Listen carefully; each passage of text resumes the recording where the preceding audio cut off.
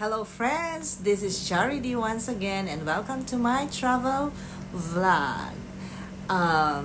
This is our fourth day dito sa Bangkok or third day. Oh, diba? Hindi ko alam. Sa fourth day. So, marami na tayong napuntahan pero mostly shopping. Kasi before, I was here for 3 times na siguro. Never ako doon nag-shopping. So, puro lang ako doon gala, temple. So, this time, kasama ko yung aking mga anak. So, naisipan namin na mag-shopping kami. And then, for business na din. And, today, titingin kami ng city tour, yung half day lang. Pero ayaw na ng anak ko doon sa temple, yung malaking temple, kasi nga ang init. Sobrang init pala dito ngayon. Humid siya. Hindi naman ganito sa Pilipinas. Mainit sa Pilipinas, pero dito may humidity. Kasi kagabi, kahit medyo umuulan-ulan na, yung nagsisimula pa lang, ang init ng singaw. Ayan. So ngayon, magtitingin kami ng city tour. Half day lang siguro. Ang gusto naming puntahan yung reclining Buddha do. Nakapunta na ako doon. Siyempre, papasyal ko yung mga anak ko. Hindi pa sila nakakapunta doon. And then yung yung may aron? Basta yung may temple din. Pero siya, maganda yung Wat Aron. Ayun. Wat Aron. So, pupunta tayo doon ngayon. Kahapon, nanggaling kami sa railway market. Yung dadaan yung train, nandito yung mga market nagtitinda dito sa side ng train. At saka sa gitna. Ang iniiwan lang nila yung yung gitna. Then pag dadaan na ang train, bigla silang titikwasan. As in talagang wala, pati yung mga bubong. Meron sila kasi parang mga bubong na temporary. Nawawala yun. So galing tayo doon kahapon at saka market, floating market tayo. And then, elephant riding. Okay. So, meron tayong separate na vlog doon. So, sa ngayon, city tour muna tayo. So, yun ang ating content for today. So, see you later, guys. Okay, tara na. Let's go.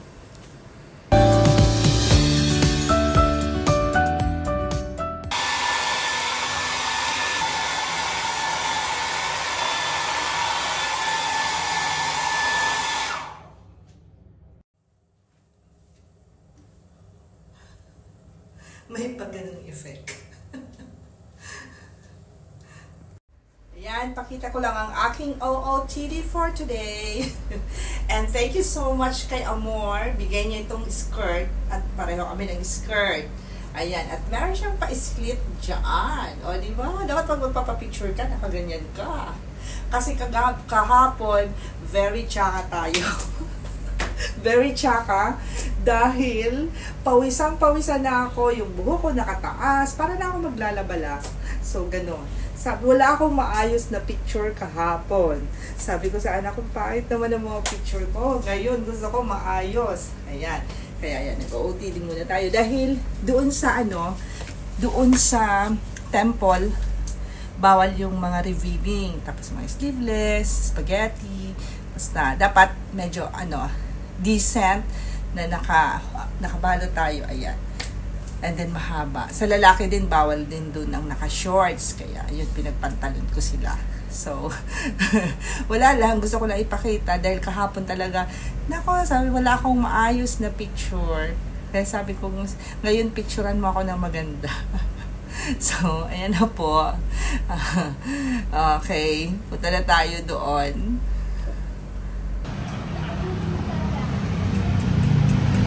Diyan, sa hotel.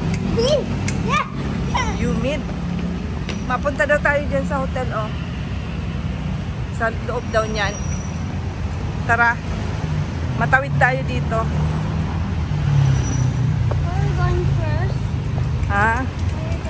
We will check the tour.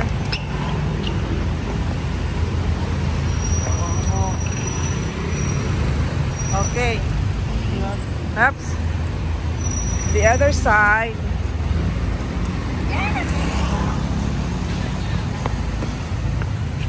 Dito daw sa hotel nito. Dito. Oo.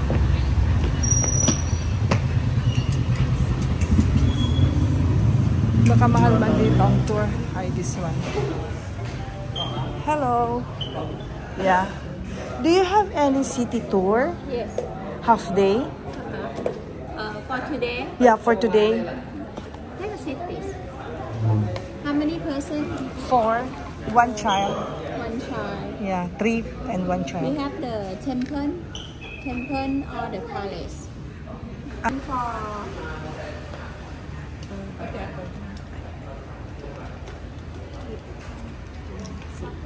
For all together, include the ticket.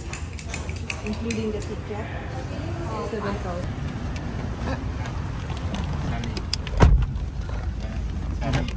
Yeah. Shari, yeah. Yeah. Yeah. What alon? Bibili na lang tayo ng extra t-shirt.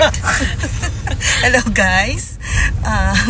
Hindi na kami nagkumuha ng private tour going to Wat Aron and reclining Buddha dahil kinumpare namin siya pag magdi-DIY lang kami. So ang ginawa namin, nag-book na lang kami ng taxi or Grab papunta doon sa Wat Aron, which is only 254 sa one way. But samantalang pag kami ay magbubook kami ng private tour mamaya matay ko na sabihin para mas maganda yung view ko doon. So ngayon papunta na kami doon, siguro mga 32 minutes lang siya from here sa aming hotel. So pupunta na kami sa Wat Aron, then see you there guys. Yun lang masasabi ko. Nandito na kami sa Dr. Grab. Hello. Isnabera man to. Huwag ka na mag-isnab dyan.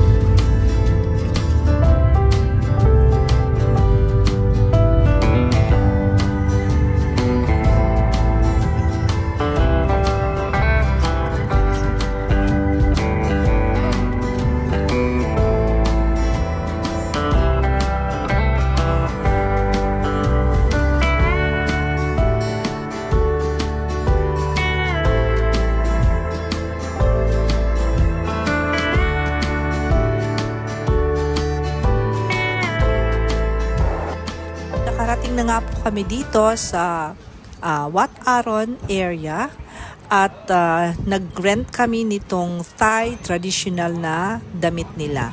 Bali 150 baht po ito kasama na yung accessories at libre na rin po yung pag-aayos ng ating hair. So bali ang hair po natin pwede naman pong pataas or pwede naman pong nakalagay. So, up to you. Basta yung simple lang po ang gagawin. At sila na rin po ang maglalagay sa'yo ng mga accessories. Ayan, tingnan po natin. By the way, yung palang tela nila ay silk. Most of them, siguro lahat ay silk.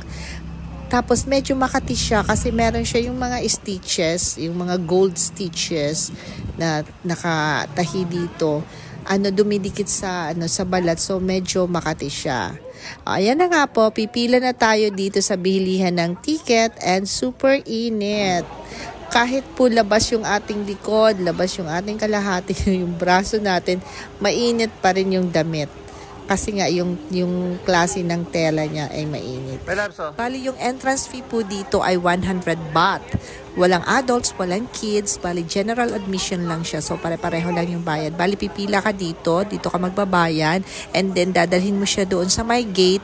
Doon mo ibibigay itong iyong ticket at lalagyan kanila ng stamp just in case na gusto mong lumabas at babalik ka ulit. By the way, meron silang pa-free water sa lahat ng dumadalo. Ayan po. Guys, akala ko magpapapicture lang ako doon sa loob ng studio. Ito yung suot. Yung pala, itong gamit dito palabas.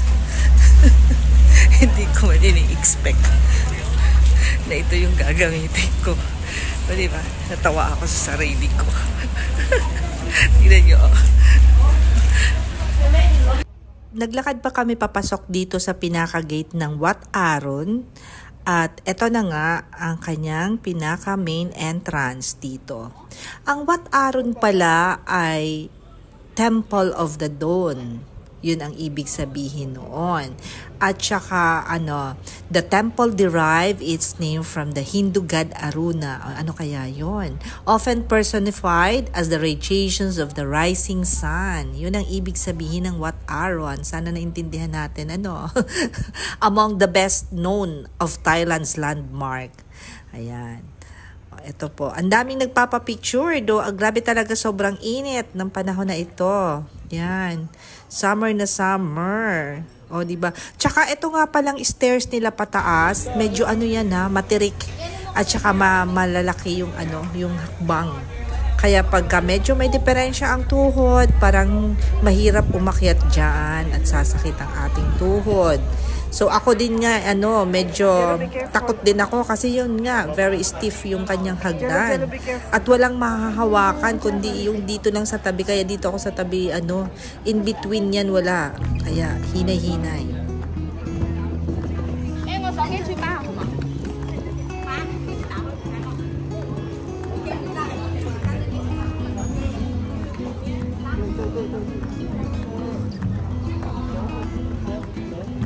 Asan ang exit? Oh, may pa-pictorial. Meron silang pa-pictorials dito.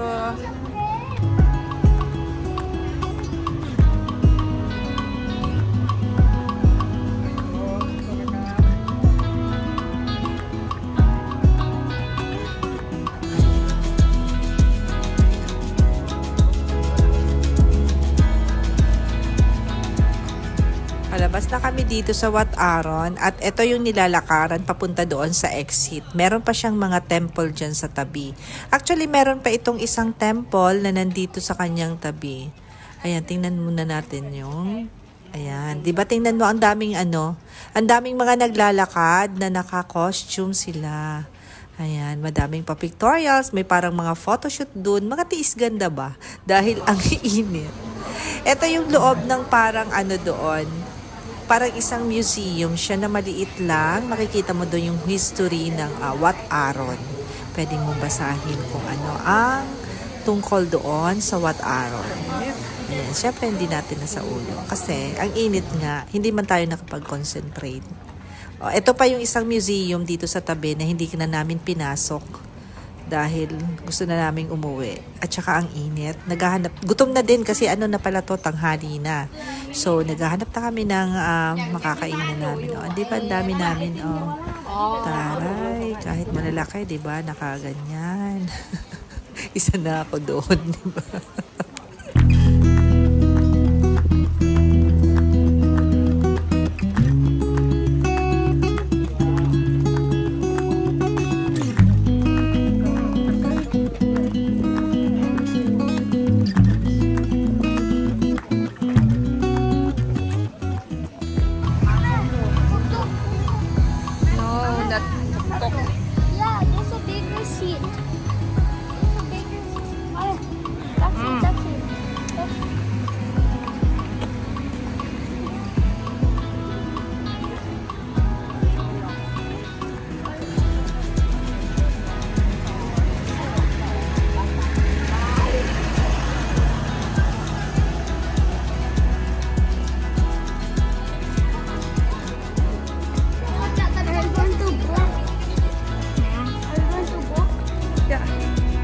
We'll check first.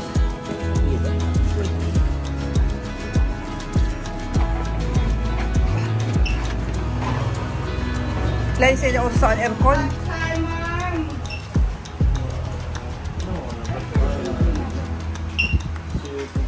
Dahil nga ang init naman dito, nag-decide na lang kami na pumunta na lang kami doon sa MBK Center.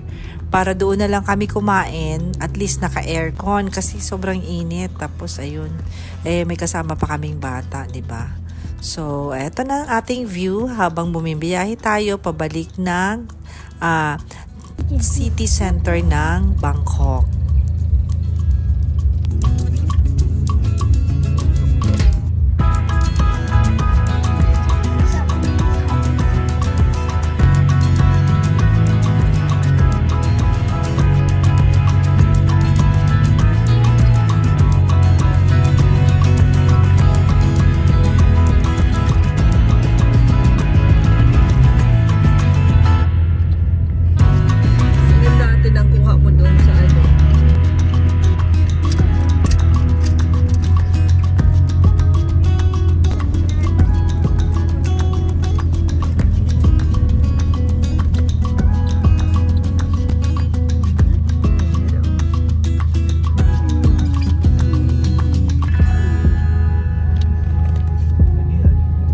Nakarating na nga kami dito sa MBK Center at dito na kami magla-lunch.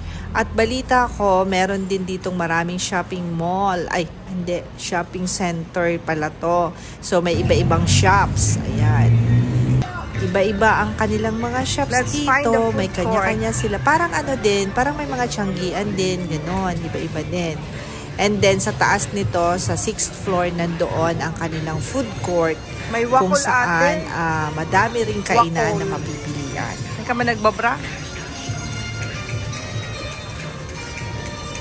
Wow. Any information? Anong floor?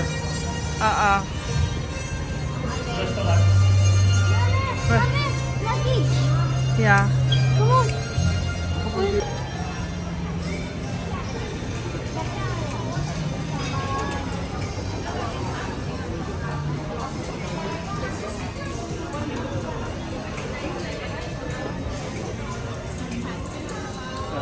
Pati sa mall meron silang mga peke.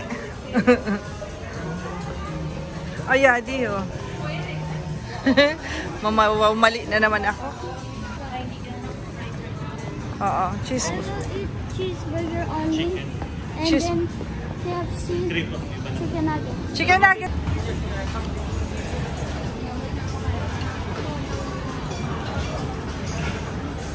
Meron ding mga restaurants dito sa 5th floor. Ayan.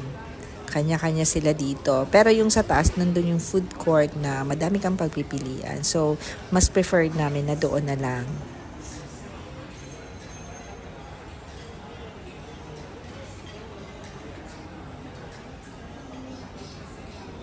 Ate!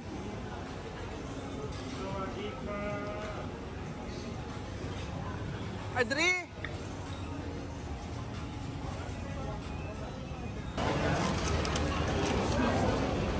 Trend.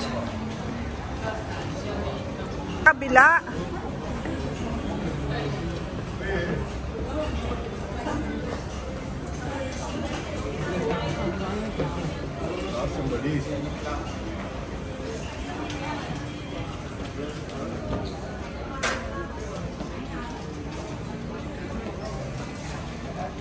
Malaki din itong MBK Center at hanggang 6th floor sila. Pero usually napapansin ko dito laging nasa pinaka mataas na level yung kainan.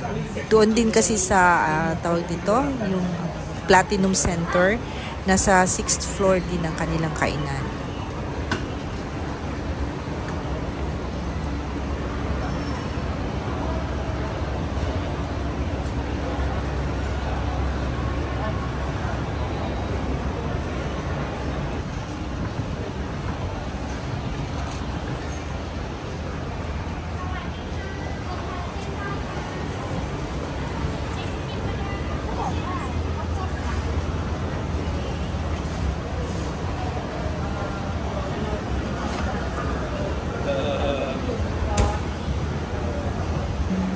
nakarating na rin tayo dito sa 6th floor. Tingnan nyo naman ang kanilang ceiling. Oh, ang cute naman. Oh, may mga palightings at parang mga sungay ng ng usa.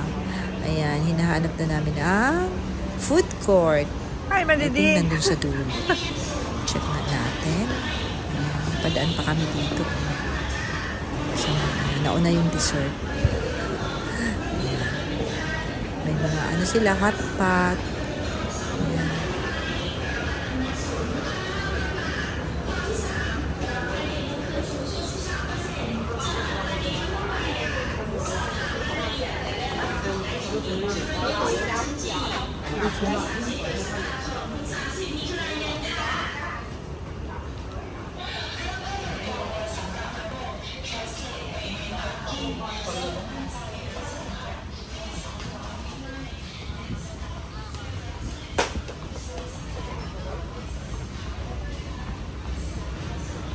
Andito na nga tayo sa food court. Ayan, maghahanap na tayo ng pwesto, no? Medyo madami din yung tao. Kasi nga lunchtime na. Ayan. Daming dessert, ang daming sticky rice, mango.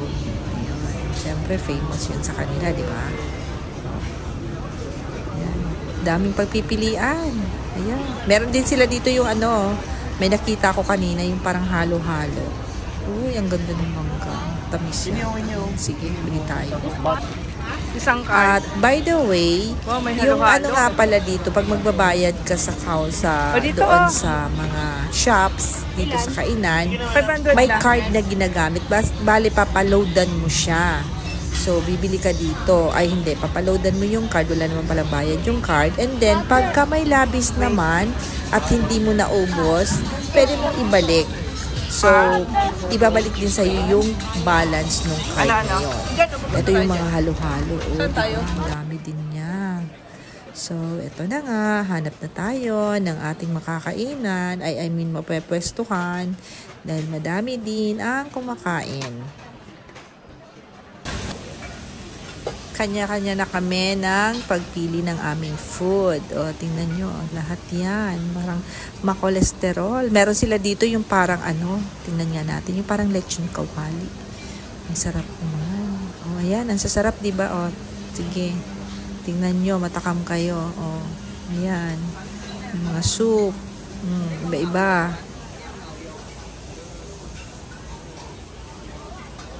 O, akala nyo itlog na maalat yung pink na yon. Hindi. Yun ay ang century egg.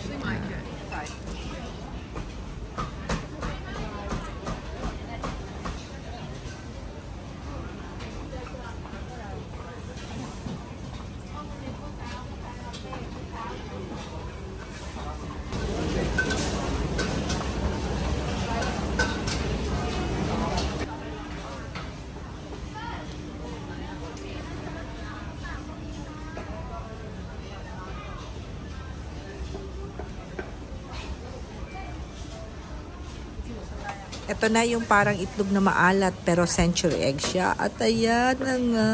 Meron parang lechon kawali. At ito naman is dail yata yan.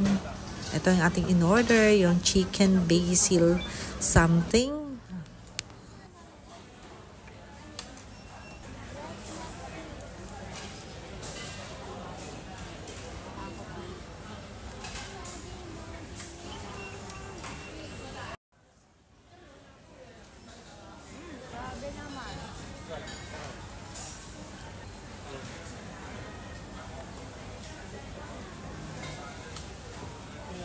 Tapos na kaming kumain. Ngayon, busog na ang mga person.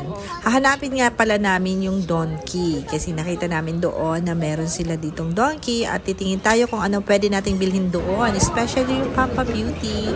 Ayun, meron din sila dito mga gold products. Ayan, may mga alahas sila. Ayun na. Malapit na kami sa ating donkey.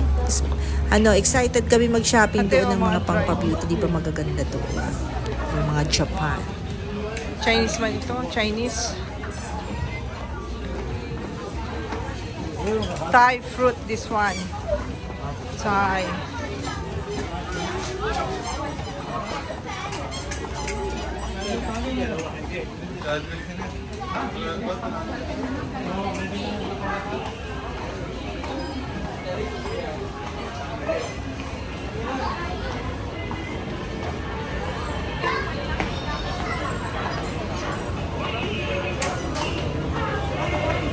Don Quixote nga.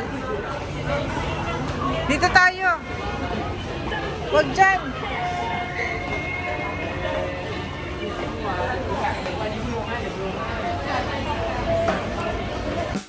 Next episode na po natin ang donkey shopping at yung cat cafe. So, till next video, thank you so much for watching and don't forget to like and subscribe to my channel. See you on the next video. Thank you. So, like a lion.